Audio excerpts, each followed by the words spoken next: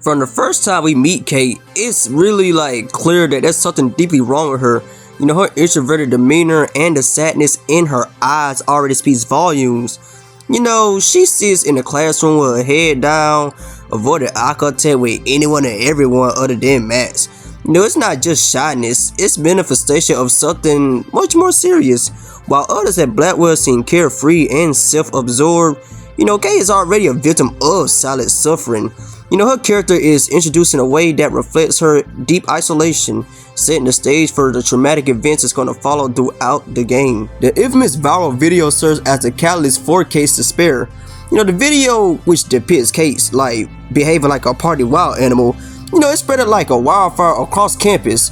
But what's important to understand here is that Kate is a victim of manipulation. You know, the video was filmed without her consent after being drugged out at the Vortex Club party. What we see here isn't just, you know, the result of poor decision making, but rather than a calculated effort to like shame and humiliate her. You know, the casual cruelty of these students just sharing the video illustrates the environment that Kate has to endure, a toxic mix of judgment and lack of empathy that, you know, only deepens her sense of helplessness. Even inside the walls of her dorm, Kate is a safe eater. The bullying continues with students taunting her in the hallways and writing "weird" or "go away" on the slate outside her dorm. You know, even in her most supposed safe space, she is not even shielded from the cruelty of her peers. The dorm, which should offer like a refugee, becomes yet another reminder of her isolation. You know, her room is cluttered with the signs of her depression. You know, from the untouched bed to the drawn blinds, you know, reinforcing the sense that she is withdrawing from the world. Kate's religious background is a crucial role of her character. Raised in a strict Christian household, she turns to her faith and comfort. You know, however, this also becomes like a source of internal and external conflict, because her family's rigid expectations, you know, it basically like incinerate her feelings of guilt and shame. We see this when Kate explains to her family, particularly her aunt, views her as a disgrace because of the viral video. You know, her faith, while a source of solace, it's also a burden because it carries the weight of her family's judgment. For Kate, the struggle isn't just social, it's spiritual. Her belief system, which should have been like a place of refugee, and becomes another battleground where she faces judgment and shame. Kate's victimization is compounded by the failure of the authority figures around her. The principal, who should be an advocate for students' well-being, dismisses her concerns when she tries to explain what happened at the party. Even teachers like Mr. Jefferson, who are aware of the bullying, fail to step in and provide support. This neglect, man, I ain't gonna lie, shoot, I would've said I would've blamed Kate for being on top of that roof because she had no business being up there. But still, this neglect reflects a system that, like, it's an issue in Blackwell Academy, where the culture of apathy, it allows this victimization for some reason. Like, the people who were supposed to help Kate throughout the game, like, they either dismiss her or make her feel like more ashamed, leaving her with no one to turn to. The moment that defined Kate's character arc is her attempted off herself, basically. You know, it's a combination of all the abuse, the neglect, and the internal struggle she has faced. You know, standing on the rooftop, you know, Kate is the embodiment of despair. You know, she feels trapped, alone, with no escape from the shame and suffering inflicted upon her. You know, her dialogue in this scene reveals like the depth of her pain. You know, she feels abandoned by her friends, hell, even her family, and even her faith.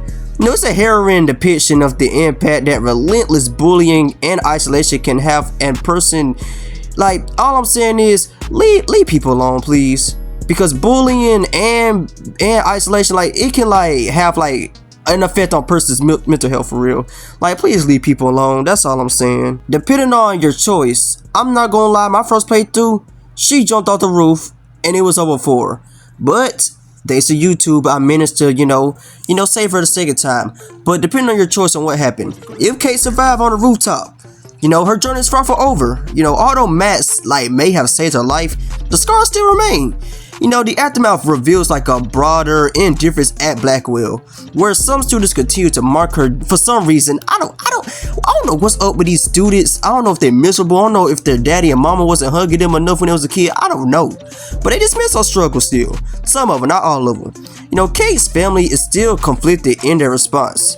You know, with some members offering support, you know, while others continue to judge her. If Kate does not survive, her death becomes a tragic commentary on the consequences of unchecked cruelty. You know, with only a few characters showing genuine remorse, the game forces people to like confront the fact that bullying can have an irreversible outcome. You know, not a stark reminder of the real life implications. While Life is Strange presents several characters who experience hardship, Kate's story is the most harrowing because her suffering is like literally multi-layered, social, spiritual, and institutional. She is not only bullied by her peers, but also let down by the very systems meant to protect her. You know, her struggle with depression, fueled by relentless bullying and religious guilt, is depicted in raw, realistic detail. Kate's narrative isn't just about like being a victim. It's about the tragic consequences of societal failure to support those who are struggling.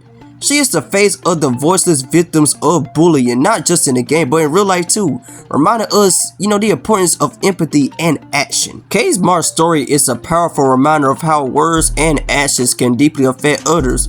You know, her victimization in Life is Strange is a reflection on real life issues of bullying and mental health. For those who may feel like Kate, remember that your story matters. And there's hope, even in the darkest moments. And for everyone else, be there, listen and act. Because you never know who might need like a lifeline. Like, I understand, people go through stuff, and I know people themselves have their own problems. But check on your friend every now and then, you never know. They got something going on. You don't know that. Just talk to them. Check up on them. That's all I'm saying. But anyway, that's the end of the video, and I'll see y'all in the next one.